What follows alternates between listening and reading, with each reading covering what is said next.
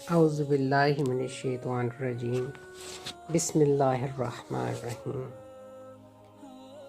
ربی اشرح لی صدری ویسر لی امری واحلل عقدۃ من لسانی یفقہوا قولی الم نشرح لک صدرک ووضعنا عنک وزرک الذی انقض ظہرک ورفعنا لک ذکرک فإن مع العسر یسرا ان مع العسر یسرا فإذا فرغت فانصب وإلی ربک فارغب۔ اللہم اجل صلواتک و برکاتک علی محمد النبی و ازواجہ امہات المؤمنین و ذریاتہ و اہل بیتہ کما صلیت علی ابراہیم انک حمید مجید۔ میں آج اپنی بہنوں کو مختصر جو فلاح ہے اس دنیا کی، اس دنیا میں اور اخروی فلاح کے بارے میں کچھ بیان کرنا چاہتی ہوں، تاکہ جو ہم اتنے دنوں سے مومنین کی صفات پڑھ رہے ہیں وہ ہماری سمجھ میں آ جائیں اور اللہ ہمیں توفیق عطا فرما دے، کیونکہ ہر چیز اس کی توفیق سے ہوتی ہے۔ اللہ اس کی توفیق ہمیں عطا فرما دیتا ہے۔ تو جیسا کہ ہم سب کو معلوم ہے کہ جو سورۃ مومنون میں اللہ نے جو پہلا ہمیں 10 آیات کا چارٹ دیا ہے، جس میں وہ اللہ تعالیٰ شروع اس بات پہ کرتے ہیں کہ قد افلح المومنون الذین هم فی صلاتہم خاشعون، بے شک ان مومنوں نے آخرت میں فلاح پائی جو اپنی نماز میں خشوع کرنے والے۔ افلح المومنون، قد افلح المومنون، فلاح پائی۔ اب ہم نے یہ دیکھنا ہے کہ فلاح ہے کیا چیز، فلاح سے کیا مراد ہے۔ فلاح دنیاوی بھی ہوتی ہے اور آخرت کی بھی۔ اس جگہ فلاح اخروی مراد ہے۔ کامل فلاح اخروی ہی ہوتی ہے کہ بالکل عذاب نہ ہو، نہ قبر میں، نہ حساب کے وقت، نہ قیامت کے شدائد میں مبتلا کر کے، نہ دوزخ میں داخل ہونے کی صورت میں، نہ پل صراط سے گزرنے کی صورت میں، اور اس طرح شدید قیامت کے جو مناظر ہوں گے اور قیامت کی ظلمت سے اور دوزخ کی آگ سے اور ہر طرح کی تکلیفوں اور پل صراط پر گزرنے کی دشواری سے بالکل نجات مل جائے، اور اس نجات کے بعد جنت میں داخلہ مل جائے، مرتبہ قرب اور دیدار باری تعالیٰ نصیب ہو جائے، اور مولا کریم کی خوشنودی حاصل ہو جائے۔ اب ہم نے یہ دیکھا کہ فلاح کہتے کسے ہیں، فلاح سے مراد کیا ہے، کہ اللہ نے کہا قد افلح المومنون، وہ مومنین فلاح پا گئے جنہوں نے اس کام پر محنت کی۔ الذین هم فی صلاتہم خاشعون، سب سے پہلی بات جو ہم نے اللہ اور رسول پر ایمان لائے اور ان کی ہم رسول اللہ صلی اللہ علیہ وسلم کی سنت کے قریب ہوتے چلے گئے، محمد رسول اللہ صلی اللہ علیہ وسلم کے سینے انور سے ہم روشنی حاصل کرتے چلے گئے، تو جب ہم قرب مصطفیٰ ہمیں عطا ہو گیا اور قرب مصطفیٰ سے ہمیں قرب الہی ملنا شروع ہو گیا، تو پھر ہمیں سب سے پہلے جس کام کی فکر ہوئی وہ نماز ہے، کہ ہماری نماز میں خشیت پیدا ہو جائے۔ اب آپ دیکھیں کہ خشیت کیا چیز ہے۔ لکھا ہے کہ حضرت ابو ہریرہ کی ایک حدیث نقل کی گئی ہے کہ رسول اللہ صلی اللہ علیہ وسلم کے صحابی نماز کے اندر آسمان کی طرف اپنی نظر اٹھا لیا کرتے تھے، اور جب یہ آیت نازل ہوئی تو سجدہ گاہ پر نظر جمانے کا حکم نبی اکرم صلی اللہ علیہ وسلم نے فرمایا کہ اپنی نظروں کو سجدہ گاہ میں کی طرف دیکھا کریں، سجدے کی جگہ پہ۔ اور خشوع سے مراد ہے سکون، کہ آپ سکون سے اپنی نماز میں باوضو ہو کر کھڑے ہو جائیں، اور خشوع سے مراد ہے سجدہ گاہ سے نظر نہ ہٹائیں اور اپنے بدن کے کسی حصے سے نہ کھیلیں، اور بلا وجہ اپنے جسم کو نہ کھجائیں، اپنی انگلیوں کو نہ چٹکائیں اور ادھر ادھر نہ دیکھیں، اپنی نظریں نہ گھمائیں، اس قسم کی یعنی نماز کی طرف یکسوئی کی طرف، یعنی اور کوئی خیال آپ کے ذہن میں نہ آئے، اور جو لفظ آپ کی زبان سے ادا ہو رہے ہوں اس کا میننگ آپ کو سمجھ میں آئے، آپ اس میں کھڑے ہوں۔ اور پھر حضرت ابو درداء نے فرمایا رضی اللہ تعالیٰ عنہ نے کہ خشوع سے مراد قولی اخلاص بھی ہے،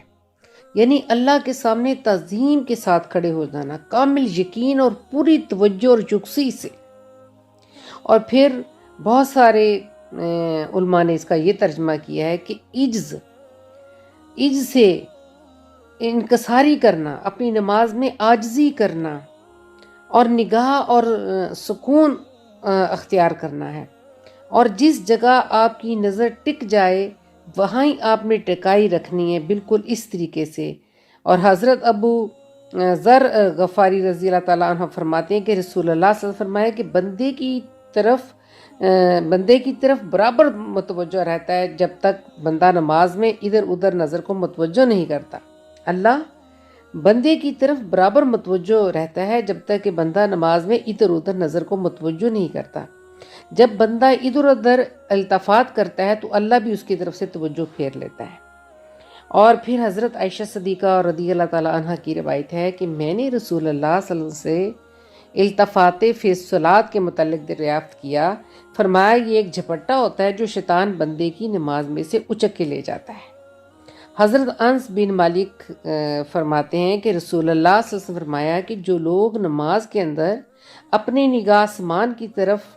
کیوں اٹھاتے ہیں، حضور صلی اللہ علیہ وسلم کا فرمان اس معاملے میں اتنا سخت تھا کہ آپ صلی اللہ علیہ وسلم فرمایا تھا کہ لوگوں کو اس حرکت سے باز آ جانا چاہیے ورنہ ان کی نگاہیں اچک لی جائیں گی۔ تو مسلم اور نسائی نے حضرت ابو ہریرہ کی روایت سے بیان کیا کہ نماز میں دعا کے وقت آسمان کی طرف نگاہ اٹھانے سے لوگوں کو باز آ جانا چاہیے ورنہ ان کی نگاہیں اچک لی جائیں گی۔ اور نبی کرم صلی اللہ علیہ وسلم فرمایا نماز کے اندر آسمان کی طرف نظر اٹھانے سے لوگوں کو باز آ جانا چاہیے، یعنی اس سے بالکل یہی بات واضح ہو رہی ہے کہ ہمیں بڑی ہی یکسوئی کے ساتھ جو ہے نا اپنی نماز مکمل کرنی چاہیے۔ جس نماز کو ہم یعنی ایک رسماً ادا کر رہے ہوتے ہیں، جس نماز پر ہم توجہ نہیں دے رہے ہوتے، جس نماز کی طرف ہم التفات نہیں صحیح معنی میں کر رہے ہوتے، تو اللہ تعالیٰ نے ہمیں اس سے منع فرمایا ہے۔ تو پتہ لگ گیا کہ قد افلح المومنون، وہ مومن فلاح پا گئے۔ پہلے میں نے آپ کو یہ ڈیفائن کر دیا کہ فلاح کیا چیز ہے اور فلاح سے مراد کیا ہے۔ پھر جو اسپیشل اس میں حکم آیا کہ الذین هم فی صلاتہم خاشعون، جو اپنی نمازوں میں خشیت کرتے ہیں، جو اپنی نمازوں میں یکسوئی کرتے ہیں، جو اپنی نمازوں میں اخلاص کرتے ہیں، جو اپنی نمازوں میں توجہ کرتے ہیں، جو اپنی توجہ کو کہیں اور غیر ضروری کام میں نہیں لگاتے، بلکہ جو وہ نماز میں عربی پڑھ رہے ہوتے ہیں، جو وہ دعا پڑھ رہے ہوتے ہیں، اس کو اچھی طریقے سے سمجھنے کی کوشش کرتے ہیں اور اخلاص کے ساتھ جمے رہتے ہیں۔ جہاں ان کے قدم جمتے ہیں وہیں جمے رہتے ہیں، اور جہاں ان کی نگاہیں سجدے کی طرف جمی رہتی ہیں وہیں جمی رہتی ہیں۔ وہ کوئی حرکت و سکنات نہیں کرتے بلکہ پوری توجہ کے ساتھ اپنی نماز کو پڑھتے ہیں۔ اور پھر اللہ تعالیٰ فرماتے ہیں کہ وہ لوگ جو توجہ سے نماز کو پڑھ لیتے ہیں، والذین هم عن اللغو معرضون، اور جو لغو باتوں سے چاہے وہ قولی ہوں یا فعلی ہوں اعراض کرنے والے ہوتے ہیں، اور یعنی وہ باتیں جو نافرمانی کی ہیں، جو گناہوں کی باتیں ہیں، ان سے وہ اپنے آپ کو بچا کے رکھتے ہیں اور ان سے بچتے ہیں۔ اور والذین هم للزکاۃ فاعلون، جو اپنا تزکیہ کرنے والے ہوتے ہیں اور جو زکوٰۃ کو ادا کرنے والے ہوتے ہیں، جو زکوٰۃ دینے والے ادا کرتا ہے، اور زکوٰۃ ادا کرنے کو بھی زکوٰۃ کہا جاتا ہے۔ تو اس سے یہ پتہ لگا کہ وہ اپنی زکوٰۃوں کو بھی نہیں بھولتے، کہ وہ اپنی جسم کی بھی زکوٰۃ دیتے رہتے ہیں،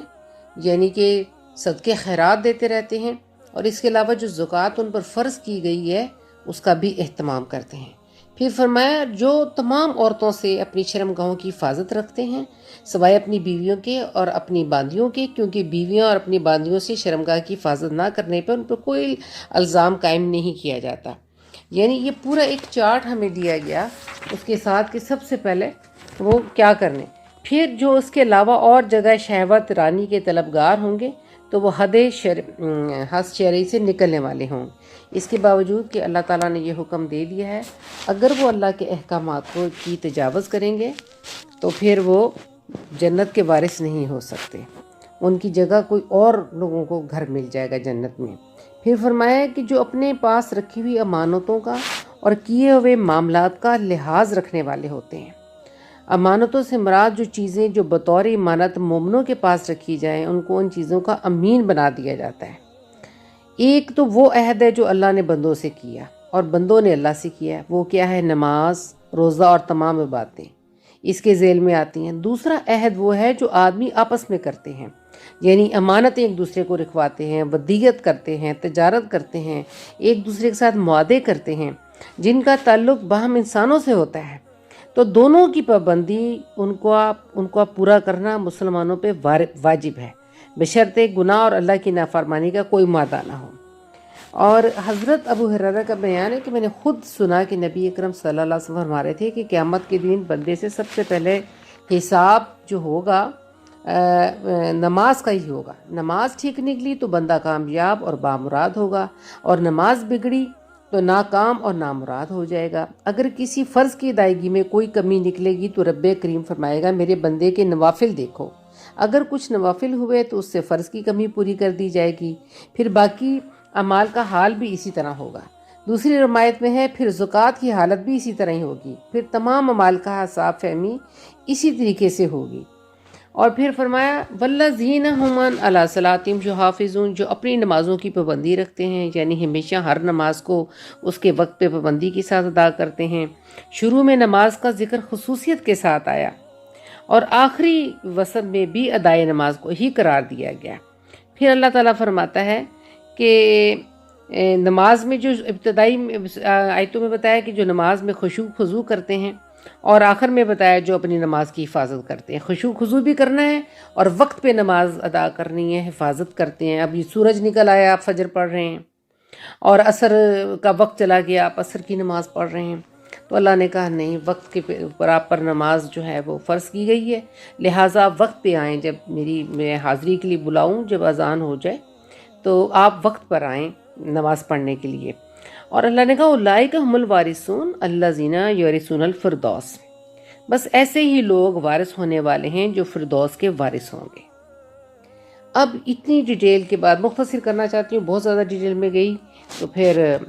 مشکل ہو جائے. ہم فیہ خالدون، اور وہ فردوس میں ہمیشہ رہیں گے، نہ مریں گے نہ وہاں سے نکالے جائیں گے.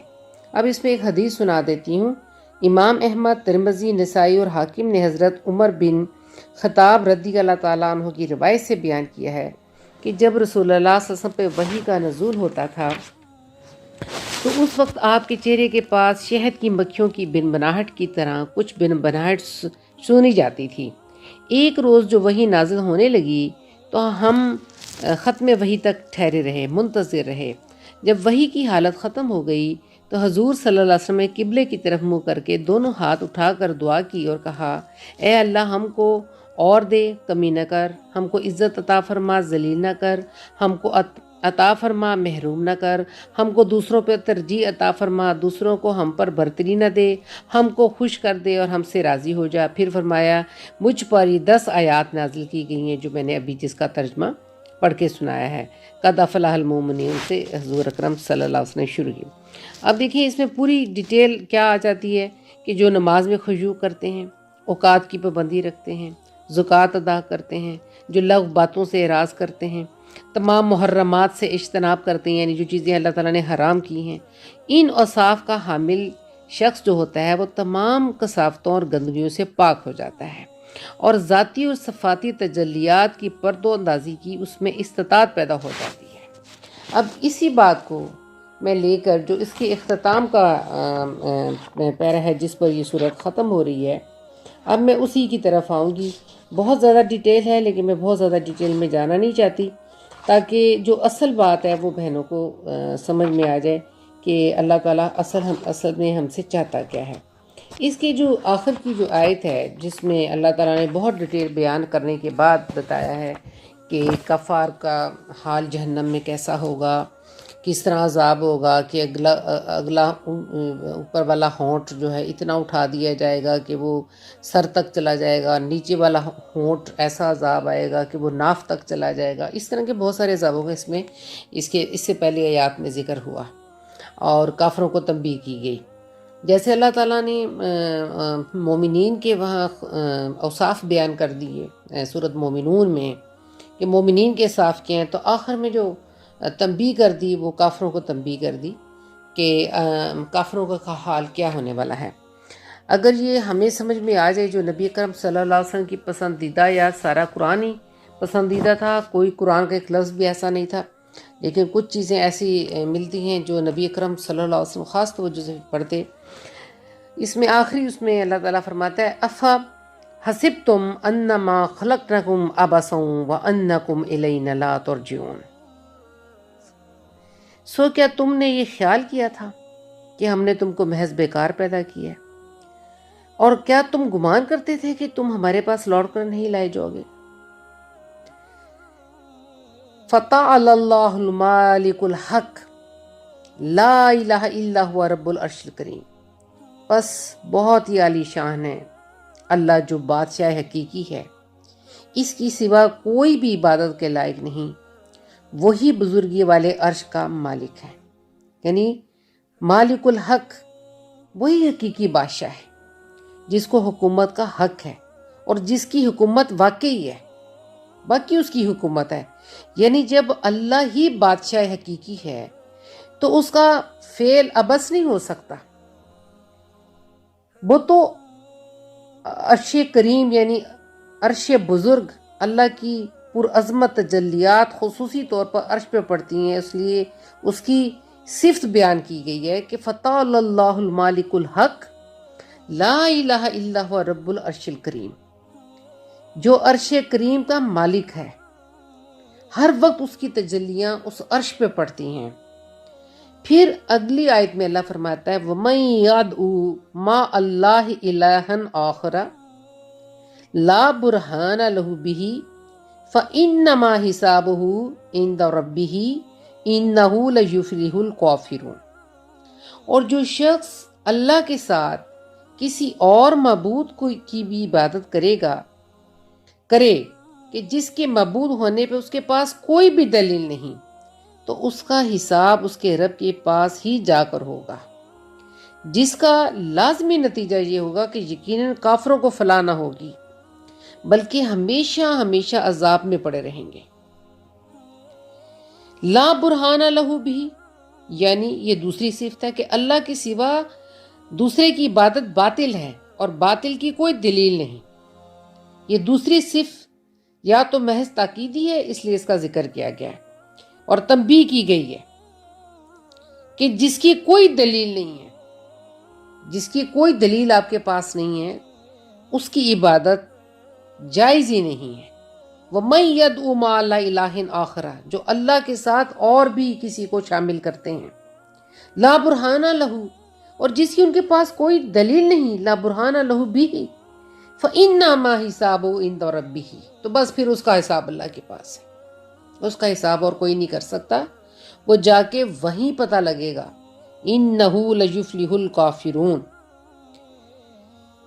کہ حساب بھی اللہ کے پاس ہے اور سزا یہ کہ کافروں کو بھی فلاح نصیب نہ ہوگی. إِنَّهُ لَيُفْلِحُ الْكَافِرُونَ فلاح نصیب نہیں ہوگی. فلاح سے مطلب جنت میں کبھی نہ جائیں گے اور دوزخ سے کبھی رہائی نہ ملے گی. جس نے اللہ کے ساتھ کسی اور کو بھی معبود جانا جبکہ اس کے پاس کوئی دلیل نہیں تھی، بارہا سمجھانے کے باوجود اللہ کے احکامات کو نہیں مانا اور اللہ کو نہیں جانا، تو اللہ فرماتا ہے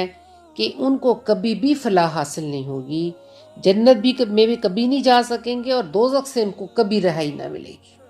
یہ بہت بڑی بات ہے، بہت بڑی آیت قرآن پاک کی کہ پھر سے میں بتا دیتی ہوں افا حسبتم انما خلقناکم عبثا وانکم الینا لا ترجعون. سو کیا تم نے یہ خیال کیا تھا کہ ہم نے تم کو محض بیکار پیدا کیا ہے، اور کیا تم گمان کرتے تھے کہ تم ہمارے پاس لوٹ کر نہیں آؤ گے؟ یعنی زندگی کو کھیل تماشا بنا لیا تھا. کہ صرف تمہیں کھیلنے کے لیے اور بیکار زندگی گزارنے کے لیے میں نے بھیجا تھا؟ تم کو میں نے اس لیے پیدا کیا تھا کہ تم اللہ کو نہ پہچانو، اس کی عبادت نہ کرو، اس کی فرما بردار نہ بنو، بلکہ تمہیں تو اس نے پیدا کیا تھا کہ تم اس کو پہچانو، اس کی عبادت کرو، اس کے فرما بردار بن جاؤ۔ وہ تو بہت ہی عالی شان ہے، اللہ جو بادشاہ حقیقی ہے، اس کے سوا کوئی بھی عبادت کے لائق نہیں، وہی بزرگی والے عرش کا مالک ہے۔ اور پھر اللہ فرماتا ہے کہ جو شخص اللہ کے ساتھ کسی اور معبود کی بھی عبادت کرے گا، جس کے معبود ہونے پر اس کے پاس کوئی بھی دلیل نہیں، تو اس کا حساب اس کے رب کے پاس ہی جا کر ہوگا، اور جس کا لازمی نتیجہ یہ نکلے گا کہ کافروں کو کبھی فلاح نہ ہوگی، بلکہ ہمیشہ ہمیشہ عذاب میں پڑے رہیں گے، ان کا حساب اللہ کے پاس۔ اور جس طرح میں نے آغاز کی بات آپ کو کی، تھوڑا سا میں نے شروع میں سورۃ مومنون کا اس لیے حوالہ دینا مجھے چاہا تاکہ آپ کو پتہ لگ جائے کہ اللہ ہم سے کن کاموں پہ راضی ہوتا ہے۔ تو آغاز کے سوروں میں اللہ نے مومنون کو فلاح یاب ہونے کا ذکر کیا، اور آخر میں سورت کے ختم ہونے پر کافروں کے فلاح نہ پانے کی کو بیان کیا، اور اس کے آگے پھر رسول اللہ صلی اللہ علیہ وسلم کو استدعاء اور رحمت اور استغفار کا حکم دیا، اور تاکہ آپ کی امت آپ کی پیروی کرے محمد رسول اللہ صلی اللہ علیہ وسلم کی، اور فلاح کے درجوں پر فائز ہو جائے۔ پھر کہا ہے نبی صلی اللہ علیہ وسلم، بس آپ اپنی امت سے کہہ دیا کریں، یوں کہیں وَقُلْ رَبِّ اغْفِرْ وَارْحَمْ وَأَنْتَ خَيْرُ الرَّاحِمِينَ۔ اے نبی صلی اللہ علیہ وسلم آپ کہا کریں، اے میرے رب میری خطائیں معاف کر دے، میری سب سے پہلے خطائیں معاف کر دے، میرے حال پر رحم فرما، تو سب سے بڑھ کر رحم کرنے والا ہے۔ یہ جو اغفر ہے نا اور ارحم، اس کو بس سمجھ لینا چاہیے، یعنی پوری جو میری لیکچر کا جو دار و مدار ہے، جس بات پہ میں آپ کو لانا چاہتی ہوں کہ جو ہماری زندگیاں بے سود گزر رہی ہیں اور پریشانیوں میں پریشان حال ہیں ہر معاملے میں، کیونکہ ہم نے اللہ سے مدد لینی چھوڑی ہوئی ہے، تو دو لفظوں کو یہاں ہم نے سمجھ لینا ہے، اغفر اور ارحم۔ یہ دیکھیں نا، اس میں آیا رب اغفر ورحم، تو اغفر اور ارحم کا تاکہ ہر طرح کی مضرتوں کو دفع کرنے اور ہر قسم کی فائدہ مند چیزوں کے حصول میں عموم پیدا ہو جائے، یعنی دعا عام ہو جائے۔ اے اللہ کہ جو ہر قسم کی تکلیف، چاہے وہ ہمیں جسمانی تھی، چاہے وہ روحانی کی تھی، یا مال اسباب کی تھی، کسی قسم کی بھی تکلیف جو ہے وہ اغفر اور ارحم، ہر قسم کی مضرت، ہر قسم کی مشکل، ہر قسم کی تکلیف کو اللہ دفع کر دے، اور ہر قسم کی فائدہ مند چیزوں کا حصول ہمیں حصول ہو جائے، جس سے ہر چیز میں فائدہ ہو جائے، دین میں بھی فائدہ ہو جائے،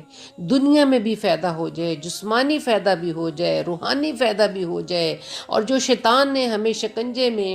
جکڑ رکھا ہے اس سے ہماری نجات ہو جائے۔ شیطان جو ہمیں جھپٹے مارتا ہے، جو بھی میں نے حدیث بتائی ہے، اللہ ہمیں ہماری نماز میں خشوع پیدا کر دے، ہمیں رات کے سجدے عطا کر دے، اور ایسی بہترین یہ دعا جو پڑھ کے سنا رہی ہوں اس کی ادائیگی کر دے، اور ہم کثرت سے استغفار شروع کر دیں۔ اور جب ہم اس پہ آ جائیں گے نا، اغفر اور ارحم پہ، یعنی رب اغفر ورحم، ایک ہم کیا مانگ رہے ہیں، اسے بخشش مانگ رہے ہیں، اور دوسرا ہم اسے التجا کر رہے ہیں رحم کر، بخش بھی دے اور رحم کر۔ جب وہ بخشتا ہے اور رحم کرتا ہے تو وہ ہر قسم کی تکلیف کو ہم سے دور فرما دیتا ہے، اور ہر قسم کی فائدہ مند چیزوں کا حصول ہمارے لیے اللہ عام کر دیتا ہے۔ فرمایا یعنی اے اللہ تو میری خطاؤں کو معاف فرما دے۔ خطاؤں کی معافی کا نتیجہ یہ ہوگا کہ ہر تکلیف دے ضرر رساں چیزوں سے حفاظت ہو جائے گی۔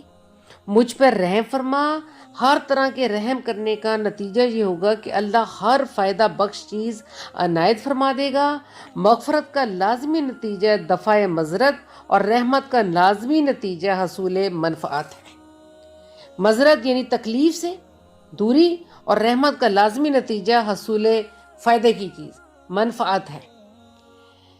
اور بغوی نے لکھا ہے کہ ہنش نے بیان کیا کہ ایک مجنون کو حضرت ابن مسعود رضی اللہ تعالیٰ عنہ کے پاس لایا گیا۔ آپ نے اس کے دونوں کانوں میں افا حسبتم انما خلقناکم آخر تک پڑھ کے یہ ربی اغفر ورحم وانت خیر الراحمین تک پڑھ کر دم کر دیا تو اللہ نے اس کو اچھا کر دیا. تو رسول اللہ صلی اللہ علیہ وسلم نے ابن مسعود سے فرمایا تم نے اس کی کانوں میں کیا دم کیا؟ حضرت ابن مسعود رضی اللہ تعالیٰ عنہ نے واقعہ عرض کر دیا. حضور اکرم سے فرمایا ہے قسم ہے اس کی جس کے قبضے میں میری جان ہے، اگر کوئی شخص اس کو پڑھ کر پہاڑ پر دم کر دے تو پہاڑ بھی اپنی جگہ سے ٹل جائے گا. یعنی یہ اس قدر بڑی آیات ہیں چاروں جو میں نے پڑھی ہیں، افحسبتم سے لے کے وقل ربی اغفر ورحم وانت خیر الراحمین تک، کہ کوئی جادو ٹونے کی تکلیف میں مبتلا ہے اور کوئی بیماری میں ہے، چاہے وہ جسمانی ہے یا روحانی ہے، لا علاج مرض سے ٹھیک ہوئے ہیں. کینسر جیسے مزی مرض، ہارٹ اٹیک کے مزی مرض، اور جن کے ڈائلسس ہو رہے تھے گردوں کے وہ مزی مرض، ایسی شفائیں اس سے ملی ہیں. جو گھٹنے نہیں چل سکتے، خواتین گھٹنوں چلنے سے رہ گئی تھیں وہ، آنکھوں کی بینائی سے کوئی رہ رہا ہو وہ، اور کوئی آپ کو لگاتار تنگ کر رہا ہے، آپ پر بار بار وار کر رہا ہے، آپ کے گھر پہ کر رہا ہے، اولاد پہ کر رہا ہے، بچوں پہ کر رہا ہے، مال پہ کر رہا ہے، ان سب سے نجات ان چار پورے قرآن میں ہے. لیکن کچھ چیزیں اگر ہم خشوع اور خضوع بھی لازم ہے، جو میں نے بیان کر دیا کہ خشوع اور خضوع کیسا ہونا چاہیے، جو میں نے پہلے شروع کے حصے میں بیان کر دیا. شروع کہاں سے ہوتا ہے اور آخر وہ بیان کرنے کا طریقہ، وجہ یہ تھی کہ میں بہنوں کو بتا سکوں کہ آرام سے نماز پڑھا کریں اور خشوع اور خضوع والی نماز لیا کریں. اچھا، سب سے بڑی بات، اکثر یہ بہنیں مجھے شکایت کرتی ہیں کہ ہماری نماز میں خشوع و خضوع نہیں. آج میں آپ کو ایک ایسی چیز دے رہی ہوں، یہ 4 آیتیں، اللہ کی قسم جب آپ ان کو پڑھ لیں گے تو آپ کو اللہ عین تہجد کے ٹائم اٹھا دے گا، آپ سے اچھی نمازیں پڑھوا لے گا، آپ کا ذکر اذکار بھی ہو جائے گا، آپ کے گھر کے کاموں میں برکت ڈال دے گا، جو کام آپ کے رکے ہوئے تھے اس سے آپ کے گھر کے کاموں کو چلا دے گا، جو مصیبت آئی ہوئی تھی، جو بہت بڑی مشکل لگ رہی تھی، وہ مشکل آسان کر دے گا، کیونکہ آسانیاں دینا اس کا کام ہے. آپ جب صبح اس سے کریں گے، جب آپ صبح اس سے کر لیں گے، ان آیتوں سے دعا مانگ لیں گے، آیت الکرسی سے، ان آیات سے اللہ کی مدد چاہ لیں گے، رات کے پچھلے پہر 3 بجے، 3:30 بجے، 4 بجے آپ اس کی تصویر رات درود شریف کے، کوئی بھی درود شریف اس کے ساتھ آپ پہلے پڑھ لیں گے، اور پھر اس کے بعد یہ آیتیں آپ کو یاد ہو جائیں تو آپ اس کو تہجد میں قائم کریں، اس کو آپ تہجد میں پڑھ سکتے ہیں. تو میں آپ کو یہ شرطیہ بات کر رہی ہوں، اللہ کے فضل و کرم سے انشاءاللہ تعالیٰ. مجھے بہت سی بہنوں کی یہ کالز آتی ہیں، بہنیں بتاتی ہیں اپنی پریشانیوں کو، تو میں نے اسے ذاتی طور پہ بھی اور ماشاءاللہ عرصہ دراز سے یہ میں بہنوں کو دیتی ہوں پڑھنے کے لیے، اور جس کو بھی دیا بڑی سے بڑی تکلیف اس کی دور ہوئی ہے. میں نے جس کسی کو، اس کی طریقہ یہ کیا ہے، آپ اچھا سا وضو بنائیں، اور پھر ایک کونے میں جو بہنیں نہیں بہت دیر بیٹھ سکتی ہیں وہ ٹیک بھی لگا سکتی ہیں اپنے بیڈ پہ بیٹھ کے، پاک صاف جگہ ہو، پاک صاف بستر ہو، اس پر بیٹھ کے پہلے ایک تسبیح آپ اچھے طریقے سے درود شریف کی کریں، اور اس کے بعد پوری یکسوئی سے ترجمے کو سامنے رکھیں. اور جب آپ اس آیت پہ آئیں نا، وَقُلْ رَبِّ اغْفِرْ وَارْحَمْ وَأَنْتَ خَيْرُ الرَّاحِمِينَ، اسے 3 دفعہ دہرائیں کہ یعنی اے اللہ تو میری تمام خطاؤں کو معاف فرما دے. یعنی ہر خطا کا معاف کرنے کا یہاں نتیجہ کیا ہوگا کہ ہر تکلیف اور ضرر رساں چیزوں سے میری حفاظت فرما لے، اور مجھ پر رحم فرما، اور ہر طرح کے رحم کا نتیجہ یہ ہوگا کہ اللہ ہر فائدہ بخش چیز آپ کو عنایت فرما دے گا. کتنی بڑی دعا ہے، کتنی بڑی دعا ہے کہ اے اللہ مجھے ہر قسم کی مضرت یعنی تکلیف سے، اور اللہ اپنی رحمت کر ہر قسم کا منافع مجھے عطا فرما. اس کی رحمت منافع دے گی، اور بخشش جو ہے آپ کو ہر طرح کی تکلیف سے بچا لے گی. اور یہ بہترین استغفار ہے، بہترین استغفار ہے، بہترین استغفار ہے. پلیز بہنیں اس کو غور سے سنیں. میں نے اس کو مختصر بیان کیا ہے، ٹائم میں چاہتی ہوں کہ ذرا مختصر لیکچر ہو تو آپ آسانی سے اس چیز کو. تو اب میں یہ سلسلہ شروع کرنے لگی ہوں. پہلے میں نے مومنین کی نشانیاں بھی بیان کی، پچھلے 3 لیکچرز میں بتاتی چلی آ رہی ہوں. اور آج خاص طور پہ جو چارٹ سورت مومنون میں عطا کی ہے اس کو بیان کر رہی ہوں، اور پھر اس کا ایک ایک لفظ میں نے بیان کیا ہے آخری 4 آیات کا. پلیز کائنڈلی اس کو پڑھیں. اور جو لوگ پریشان ہیں، جن کے پاس جنات کا سایہ ہے یا اور کوئی گھروں میں پریشانی ہے، اذانیں بھی دیں، افحسب تم بھی پڑھیں، اور انشاءاللہ پوری رات لگائیں. اتنی لمبی سردیوں کی راتیں ہیں، اور شروع ہو جائیں. 6:30 بجے اذان ہو جاتی ہے، 6:45 بجے اب نماز پڑھ سکتے ہیں. 7 o'clock کے بعد 10 o'clock تک آپ فری ہیں، 3 گھنٹے ہیں آپ کے پاس. اور میرا نہیں خیال تو اور اس کو خشوع خضوع سے، اور یہ اس کا کوئی ایسی اجازت کی ہمیں ضرورت نہیں ہوتی. یہ اللہ کا کلام ہے، جتنی مرضی دفعہ ہم پڑھ سکتے ہیں اس کو. آپ اس کی 1 تسبیح نکالیں، 2 کریں، 3 کریں، 4 کریں، 6 تک لے جائیں، جتنی ہمت ہے. اور بارہا ہر نماز کے بعد 1 تسبیح کر لیں، 5 پڑھ لیں، لیکن اسے کائنڈلی پڑھتے چلے جائیں. اور پھر فوری رزلٹ کا انتظار نہ کریں، پھر پڑھتے چلے جائیں اور پڑھتے چلے جائیں، اور پھر انتظار کریں کہ وہ ایسا ہے کہ وہ کہتا ہے جب کوئی میرا بندہ مجھے پکارتا ہے تو میں اس کی صرف سنتا ہی نہیں بلکہ اس کو عطا بھی کرتا ہوں. میرے بندے میرے بارے میں پوچھیں تو کہہ دیں کہ اللہ میں ان کی شہرت سے بھی زیادہ نزدیک ہوں. وہ تو ہمارے دل میں رہتا ہے، وہ سنتا ہے، وہ توجہ فرماتا ہے. تو اللہ کرے کہ میری یہ بات سمجھ میں آ جائے. ربنا تقبل منا انک انت السمیع العلیم وتب علینا انک انت التواب الرحیم. یا حی یا قیوم برحمتک استغیث استغفر اللہ ربی من کل ذنب واتوب الیہ.